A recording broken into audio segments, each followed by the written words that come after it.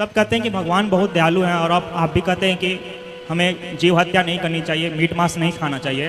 तो भगवान ने ऐसी सृष्टि क्यों बनाई जहाँ पर एक जीव दूसरे जीव को खाता है, जैसे कि शेर हिरन को खाता है। तो अगर हिरन को हम भी मारेंगे उसे उतना ही दर्द होगा जितना एक शेर जबड़े से मार के उसे खाता है। तो ऐसी सृष्टि क्यों बनाई? भगवान इतने दयालु हैं तो फिर ऐसी सृष्टि बनाते जहाँ सब शाकाहारी हो। जैसे कि हम इंसानों को तो चॉइस दिया गया है, बट उन जानवरों को ऐसा चॉइस नहीं दिया गया है। तो इसका क्या क्या करना चाहिएगा? इसलिए वो जानवर हैं, हम इंसान हैं। हम इंसान हैं, हमें पता है कि दर्द क्या होता है, पीड़ा क्या होती है, दया क्या होती है। संत जी आइए, स्वामी जी आइए, इनको बैठने दीजिए। आइए बिरा जी, यहाँ बैठ जाओ। आप लोग बैठिए, किससे थोड़ी चेयर दे दो एक, या हाँ यहीं आप बैठे रहे, आप स्वामी जी बैठिए। राधे राधे बेटा। तो बेटा भगवान जो है परम दयालु हैं, और दयालु इतने हैं कि पूतना जहर पिलाने आई उन पर कृपा की। एक बात बताओ, जब कोई बूढ़ा हो जाता है, मृत्यु के सैया पर पड़ जाता है, तो घर वाले भी क्या बोलते हैं कि इसकी मृत्यु हो जाए तो बड़ी कृपा है।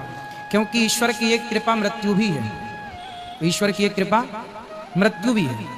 तो जानवर जो है ना, वो अपना पेट, जैसे शेर अपना पेट भरने के लिए शिकार करता है, वो जानवर हैं, उनमें समझ नहीं है, हमारी और आपकी तरह अक्ल नहीं है। ईश्वर ने हमें बुद्धिमान बनाया है। बाकी हर पक्षी एक दूसरे का शिकार करता है।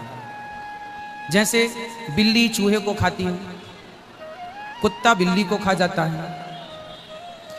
बरसात में कीड़े उड़ते हैं, उन कीड़ों को पकड़ पकड़ कर चिड़िया खा जाती है। मतलब एक दूसरे के हत्या करके वो अपना भरण पोषण करते हैं, वो जानवर हैं। भगवान ने संसार विचित्र इसलिए बनाया है क्योंकि सारी सृष्टि में एक ही कलर के पुष्प होते तो इतनी सुंदरता ना होती जितनी सुंदरता आज है। अनेक प्रकार के पुष्प हैं, अनेक रंग, एक ही रंग होता, 7 रंगों की जरूरत ना थी, एक ही रंग होता। तो एक ही रंग पहन पहन के आप कितना परेशान हो जाते, इसलिए कलर है, अलग अलग रंग। उसी प्रकार यदि इंसान के अंदर दया है तो जानवरों के अंदर हिंसा भर दी। हिंसा ना होती जानवरों के अंदर तो दया का कोई अस्तित्व ही ना रहता। उनको हिंसा करते देखते हैं तब हमें यह समझ आती है कि नहीं, हमें दया करनी चाहिए। यदि रात ना होती तो दिन का कोई अर्थ ना होता।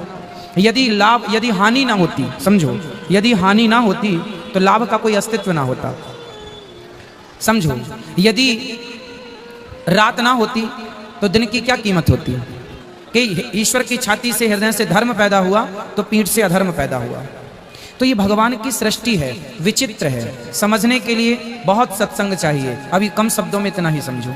और एक प्रश्न था गुरुजी, आपने कथा के दौरान एक कथा बताई थी कि एक राजा की 5-6 पत्नी थी, और एक किसी से उसका बेटा हुआ था और 5 ने उन्हें जहर देके मार दिया गया था। और फिर नारद जी के वजह से फिर जिंदा हुए थे। तो उन्होंने प्रश्न फिर किया, आप बोले कि उसे 5 पत्नियों ने इसलिए जहर दिया था क्योंकि उसने पिछले जन्म में जो भगवान को चढ़ाया था भोग, उसमें कुछ चींटियां मर गई थी इसी कारण।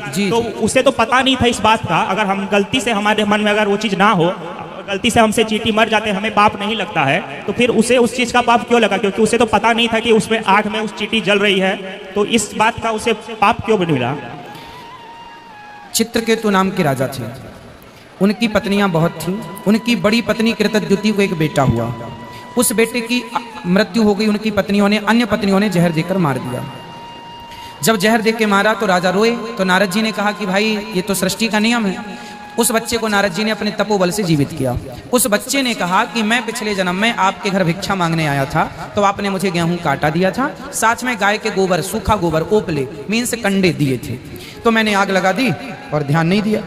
इसलिए हमारे गृहस्थों में एक नियम है कि जब भी आप लकड़ी और कंडे को चूल्हे में डालेंगे तो एक बार उसमें नजर जरूर मारेंगे। ये नियम है। अब आप ना मारें वो आपकी लापरवाही है। हम भी रोज हवन करते हैं, पर हवन करने में कंडे का उपयोग करते हैं हम। पर हवन में कंडा डालने के पहले हम उस कंडे को चारों तरफ देखते हैं, इसमें कोई चींटी तो नहीं है। यदि है तो फूंक मार के उड़ाते हैं। यज्ञ का विधान है, कोई भी यज्ञ कराओ आप, यज्ञ का विधान होता है तिली जवा जौ को पहले धुला जाता है, सुखाया जाता है, उसकी हत्या ना हो जीव की, और जिस लकड़ी और कंडे का प्रयोग होगा उसमें वो लकड़ी कंडे का निरीक्षण परीक्षण किया जाता है कि इसमें कोई जीव जंतु तो नहीं है। और पत्नियां भी जब रोटियां बनाती हैं, माँ भी जब रोटी बनाती है, तो नियम यही था आज के सैकड़ों साल पहले से कि आप जब भी चूल्हे में लकड़ी कंडे का प्रयोग ऐसे ही डायरेक्ट ना ठूस दें ना जी, पहले एक बार नजर मारो उसमें चींटियां तो नहीं है, यदि हैं तो उसको बाहर रखो, चींटियां जल चली जाएं, धूप में रखो, चींटियां चली जाएं, फिर आप उसका प्रयोग करें। तो उन्होंने जो कंडे का प्रयोग किया, उन्होंने देखा क्यों नहीं? अब देखा नहीं तो पाप आपको लगेगा। थोड़ा सा हाँ हाँ बोलो बेटा, अच्छा है। तो समझ में आ रही है बातें आपको? उसने ध्यान नहीं दिया, इसलिए उसे इस चीज का हाँ, पाप। वो पाप लगा। और गुरुजी था कि एक प्रश्न था, जैसे कोई व्यक्ति बहुत पुण्य किया हुआ है, ठीक है ना, और एक व्यक्ति दरिद्र को देखता है और